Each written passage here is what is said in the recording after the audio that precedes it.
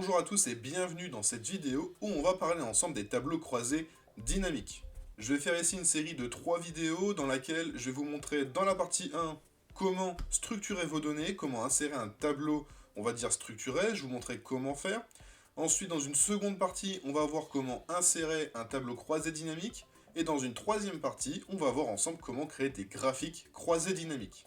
On se retrouve ici pour la partie 1, j'ai gagné un petit peu de temps, j'ai tout de suite amené des données. Donc dans ces données-là, on va avoir des dates, des régions, des commerciaux, un produit qui est vendu, une quantité de vendu avec son prix unitaire et un chiffre d'affaires qui en découle. Bien sûr, je le précise, ce sont des fausses données, l'objectif c'est vraiment de prendre un cas qui peut être assez concret avec des dates, des chiffres afin de faire des résumés de calcul, des moyennes, des sommes, etc. et d'avoir des petites notions de région commerciale ou produit afin de créer des filtres ou des interactions dans les différents tableaux croisés dynamiques ou graphiques croisés dynamiques. Donc le premier point qui est crucial, ça va être comment on structure la donnée pour créer ensuite un tableau croisé dynamique.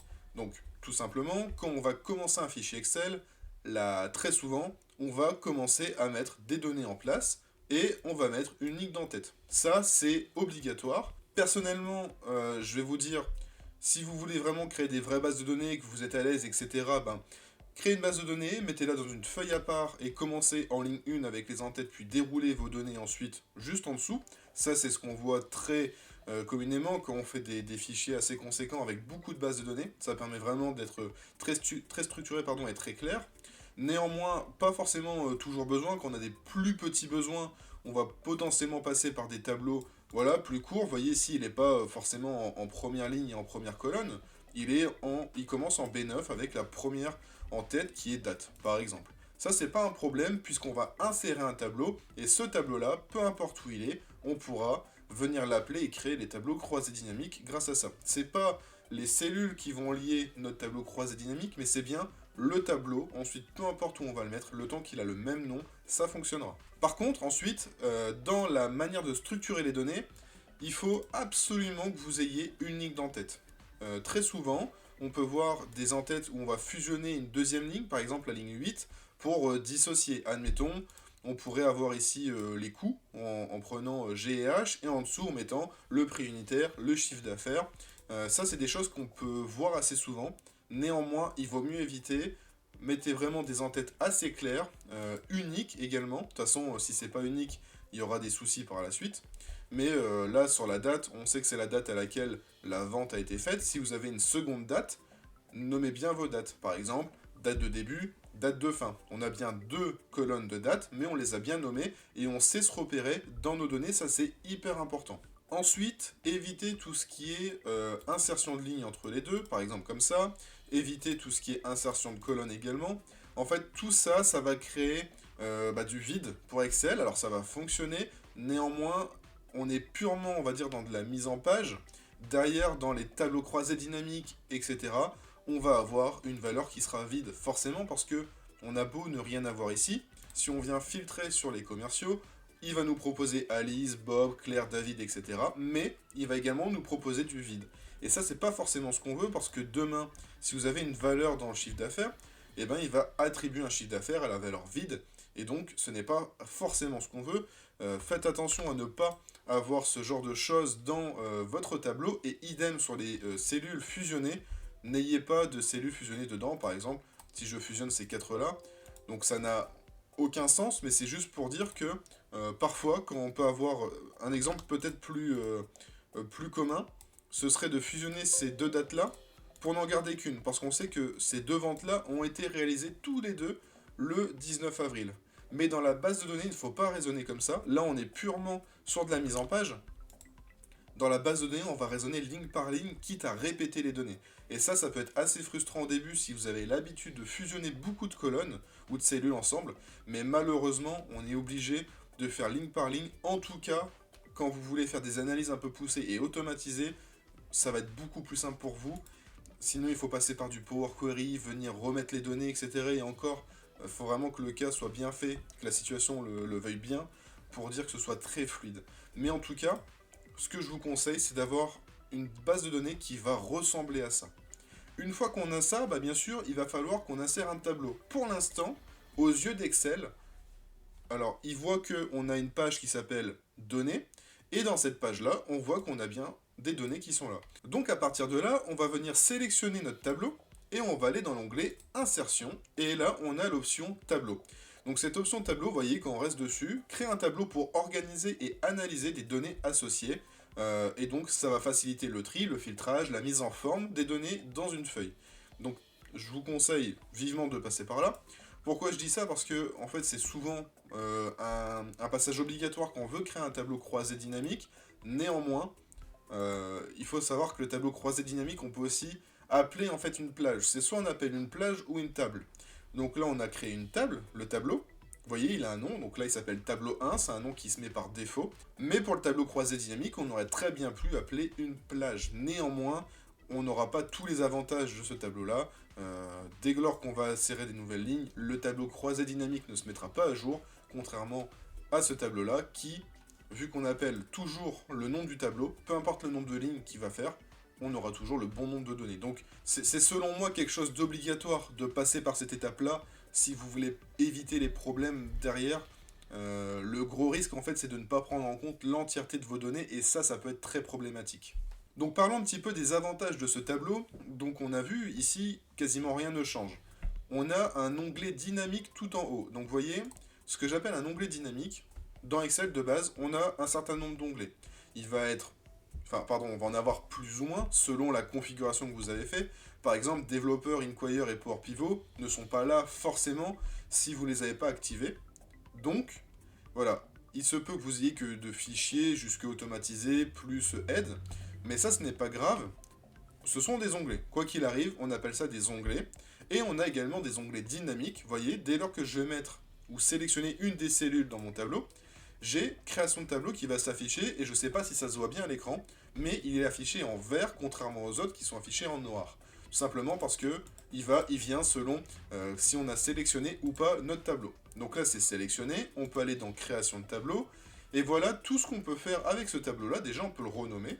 Donc moi, je vais l'appeler data, par exemple. Donc là, vous mettez le nom que vous voulez. Si vous commencez à accumuler le nombre de tableaux, il faudrait bien les nommer pour savoir, par exemple, là je mets data parce que j'ai qu'une seule table, mais si j'avais ça plus une autre base de données avec mes commerciaux, j'aurais fait data vente, data commerciaux, etc. Mettez bien des noms, ça va vous aider par la suite pour vous y retrouver, et vous avez un fichier qui est vraiment propre. On voit qu'on peut insérer des segments, ça on va revenir dessus après. Et on peut ici mettre des lignes de total, on peut avoir les premières colonnes, dernières colonnes. Donc vous voyez, ça va les mettre en gras. Ici, on a les boutons de filtre, on les active, on les désactive. Colonne à bande et ligne à bande. Donc ça, c'est vraiment la mise en forme du tableau. Soit on met les deux, soit vous voyez, on peut faire une ligne sur deux colorée, soit on peut faire une colonne sur deux colorée. Ça, c'est vraiment que de la mise en page. Le plus commun, c'est les lignes à bande parce que ça permet vraiment de dissocier les différentes lignes quand vraiment c'est assez serré comme on l'a là à l'écran. Donc moi, c'est ce que je vous conseille de rester comme ça. Et bien sûr, vous avez ici tous des styles prédéfinis de tableau. Donc là, c'est vraiment à votre convenance selon les couleurs que vous voulez mettre, etc. Vous pouvez même créer votre propre style. Donc nous, on va rester comme ça, on va faire assez simple. Donc ça, c'est un des premiers avantages, c'est que on peut facilement faire une mise en page, mieux s'y retrouver, on peut facilement changer les couleurs. La ligne totale, on va en parler. Vous voyez, elle s'active tout en bas, et on va pouvoir venir chercher le calcul. Vous voyez, là, il y a une fonction, donc une formule qui s'est créée automatiquement. Et donc ici, c'est la somme qui a été faite, mais on peut très bien dire, voilà, je veux la moyenne de mon chiffre d'affaires, je veux l'écart type, je veux aucun, on peut aussi dire aucun, ce qui fait que si je voulais pas le faire ici, que je voulais le faire sur les quantités, voilà, je peux faire le nombre de quantités, etc. Enfin voilà, on peut vraiment faire un petit peu ce qu'on veut, bien sûr il faut donner du sens à tout ça. Là on mettrait plutôt une somme, bien que on ait plusieurs produits, enfin bref, là à vous de faire ce que vous voulez, en tout cas, il y a des calculs comme ça qui sont faits automatiquement et facilement grâce à cette option-là, donc pensez-y, c'est vachement utile et vachement important de passer par là parce que, voilà, en termes de durabilité de fichier, c'est mieux que de mettre nos fonctions un peu ailleurs dans la feuille. Revenons du coup au segment. Le segment, on va pouvoir l'insérer avec ce bouton-là, et quand on appuie dessus, on va avoir tous nos en-têtes. Donc tout ce qu'on a ici, on l'a là. C'est pour ça que c'est très important de bien nommer les en-têtes pour vraiment s'y repérer et pouvoir être plus pertinent quand on va choisir et surtout en fait se faciliter la vie dans la construction du fichier. Ici, on va plutôt sélectionner, admettons, région, commerciale ou produit, parce que ce sont des données qui sont standards. Ce sont des données qui se répètent pas mal dans les bases. Par exemple, la date, on est quasiment sur de la valeur unique. Les quantités, pareil, bon, bien que il y en a certaines qui se répètent, mais on va pas filtrer forcément des tableaux sur les quantités, mais plutôt on va chercher à avoir, ok, les produits, je veux filtrer sur ordinateur pour voir toutes les ventes d'ordinateur, par exemple. Je veux filtrer sur la région nord pour voir toutes les ventes en région nord, ou sur toutes les ventes d'un commercial particulier ou de plusieurs commerciaux. Donc ça, ici, dans ce tableau-là, en tout cas, c'est les 3 colonnes sur lesquelles on peut insérer un segment de manière très très pertinente. Maintenant, si vous avez d'autres besoins, voilà, vous pouvez insérer un segment sur ce que vous voulez, il n'y a aucun problème. Si je mets chiffre d'affaires, voilà, il va juste me mettre une petite boîte avec toutes les données du chiffre d'affaires. Est-ce qu'il y a une utilité ou pas? Si vous en trouvez une dans votre métier, bah why not? Vous savez comment ça fonctionne, il n'y a aucun problème. Néanmoins, ici dans l'exemple, je vais insérer un segment sur voilà, la région commerciale et produits. On peut en cocher plusieurs. Donc vous voyez, ici, ça va s'afficher. Donc je vais les mettre en dessous, peu importe où on les met. Hop. Et donc tout simplement, c'est des petites boîtes qui vont permettre de filtrer le tableau. Donc si j'appuie sur Est, il va me rester les 3 lignes qui concernent la région Est.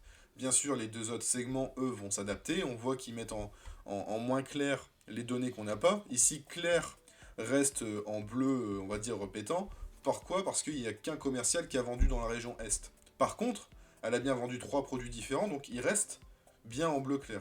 Si vous voulez plus voir ces données-là, vous faites un clic droit sur le segment, paramètres des segments, et là on peut masquer les éléments sans données. C'est ce qui permet de retirer ces fameuses données qui sont un petit peu, on va dire, un petit peu effacées. Genre là par exemple smartphone. Donc paramètres des segments, masquer les éléments sans données, voilà.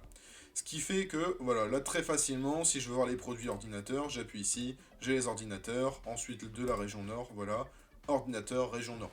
Donc très facilement, vous pouvez filtrer votre tableau. Voilà à quoi servent les segments, et c'est quand même beaucoup plus intéressant que de passer par cette option-là. Pourquoi? Parce que quand vous allez mettre par exemple un filtre sur Alice, dans les commerciaux, on fait comme si on n'avait plus de segments ici. Hein. Hop, tout ça, ça n'existe plus. En fait, on peut très difficilement voir ce qui est filtré. On sait, grâce au petit logo là qui a changé, qu'il y a un filtre sur la colonne commerciale. Néanmoins, on ne sait pas réellement le filtre qui est dessus. Il faut aller dedans, voir ce qu'il y a. On ne sait pas s'il y en a. Donc s'il y en a plusieurs, il faut aller revoir toutes les colonnes. C'est plus compliqué que les petites boîtes qu'on avait juste avant, dans la mesure où, visuellement, là, on voit que c'est Alice sur laquelle on est filtré. Et on peut facilement venir changer justement ce filtre là, donc vraiment de manière, c'est beaucoup plus ergonomique que de passer par ça. Donc au moins vous savez que ça existe. Autre particularité de ce tableau là, c'est que les fonctions vont pouvoir s'étendre automatiquement. Par exemple, le chiffre d'affaires ici, bon, il a été renseigné manuellement, mais si vous aviez fait une formule, par exemple égale les quantités fois le prix unitaire, déjà là on peut voir qu'il y a quelque chose d'assez spécial, c'est que on va pas nommer la quantité que je viens de sélectionner par F10, parce qu'on est bien sur la référence de cellule F10. Non, ça prend quantité, entre double crochet, et avec un arrobase. En fait, ça veut dire que ça prend le contexte de ligne, et donc on peut voir qu'ici, on fait quantité fois le prix unitaire. Donc dans les formules, plutôt que de voir F10 fois G10, on voit clairement le nom des colonnes, ce qui permet de savoir un peu mieux ce qu'on fait. En fait, on peut mieux se repérer dans nos formules, et surtout, ça s'étend automatiquement. Vous voyez ? La formule est la même pour toutes les cellules du tableau. Et ça, c'est vachement intéressant parce que ça vous permet... Alors, en fait, demain, vous avez une nouvelle ligne. Mettons, j'ai vendu 5 produits à 100 euros. Hop. Vous voyez, ça s'est automatiquement étendu. On a bien 500 qui se met juste ici. Hop, je vais supprimer la ligne. Donc ça, c'est un autre avantage de ce tableau-là. Vous pouvez vraiment faire des formules de manière plus simple et plus lisible. Et ensuite, on va parler d'un dernier avantage, c'est que on peut appliquer notre format de données vraiment à la colonne. Ce qui fait que ça va ensuite se propager, un peu comme la formule qu'on vient de voir. Si ici je mets je mets un format monétaire sur le chiffre d'affaires et le prix unitaire, hop, on a notre format monétaire qui s'est mis. Demain, j'ajoute une nouvelle ligne, Ouest, et je viens mettre 150 euros ici. Voilà, on a bien le format monétaire qui s'est mis. Alors qu'on voit bien qu'on est en standard si je me place juste en dessous du tableau. Donc ça, le tableau vous permet également de venir configurer vos données et de les mettre sous les bons formats que vous voulez. Donc ça c'est aussi un bel avantage et ça permet d'avoir des tables qui sont assez propres et assez faciles à gérer. Donc voilà pour cette première partie. À partir de là, vous avez toutes les clés en main pour insérer un tableau croisé dynamique, chose qu'on va voir dans la seconde partie. Si cette vidéo vous a plu, n'hésitez pas à la liker, à vous abonner à notre chaîne YouTube, ça nous donne énormément de force, ça vous prend que 2 secondes et c'est gratuit pour vous. Vous allez aussi ne pas manquer, grâce à ça, les prochaines vidéos, les prochaines parties. Et puis, en attendant, moi je vous dis à bientôt.